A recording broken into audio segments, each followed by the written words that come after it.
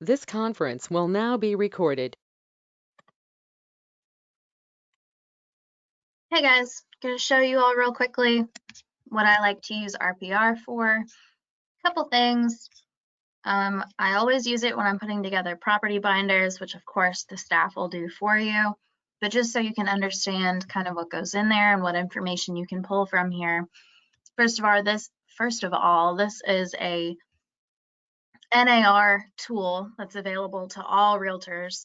So it's narrpr.com. Once you log in, you can type in any address in your MLS.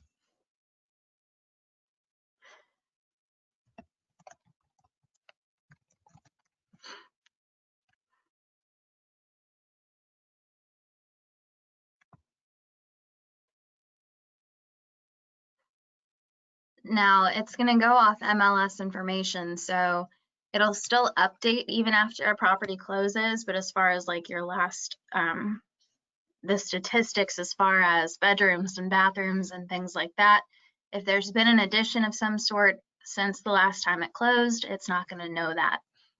So if you're using it for something like a CMA, just bear that in mind. It also doesn't know if the home has been updated unless you put that in manually.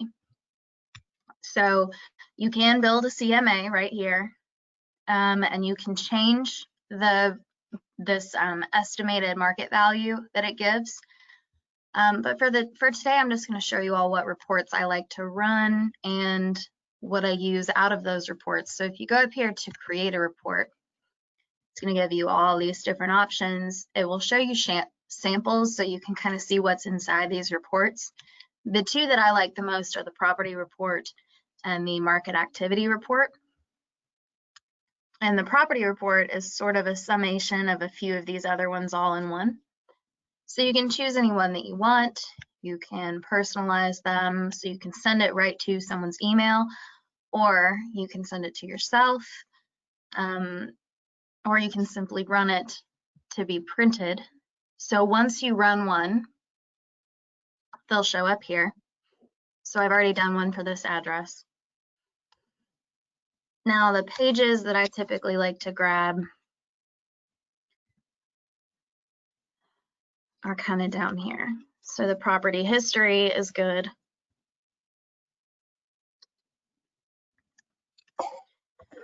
Report here. And then these are the pages that I really like. So these are estimated changes in values, estimated home values around the area. So of course the darker areas are the more expensive, so you can kind of show that there. And then a negative change is shown in red. And then estimated values per square foot, and you've got some flood zone maps here. So I do like these colored maps. Some housing stats and charts. I like this page too. These are good. Median sales versus volume, median list versus price versus volume. There's that neighborhood report.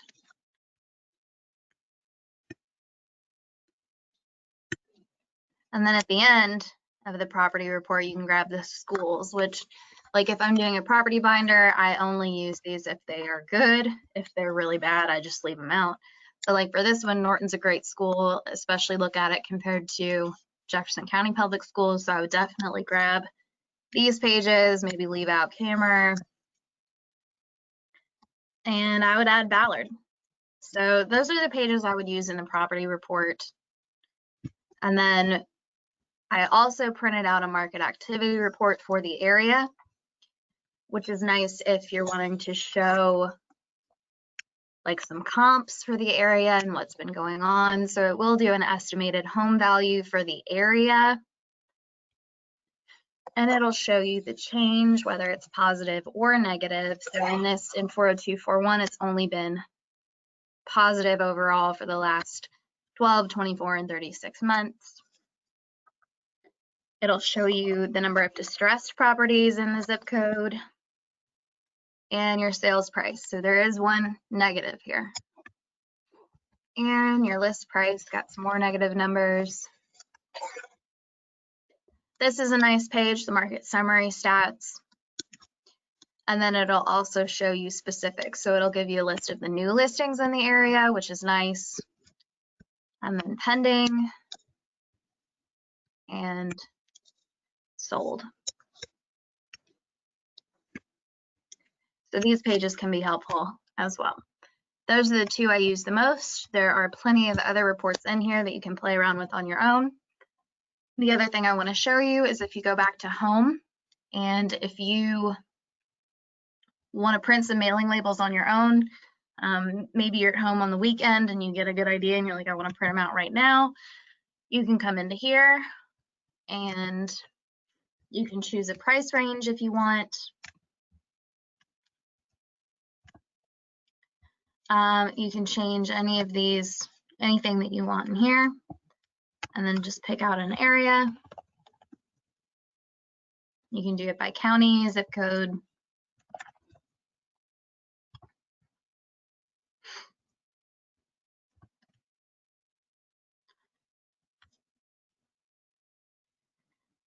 So you can grab all the listings here. You can do the map view.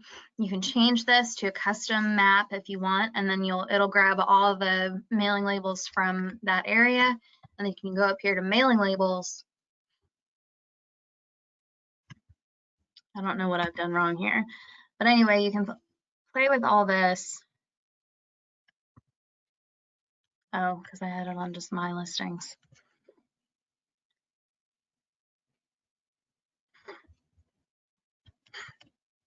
Anyway, you can play with it and grab mailing labels, and usually, of course, not while I'm trying to show you, but typically it'll just give you a list that you can print straight to you can convert straight to mailing labels to print at home or wherever.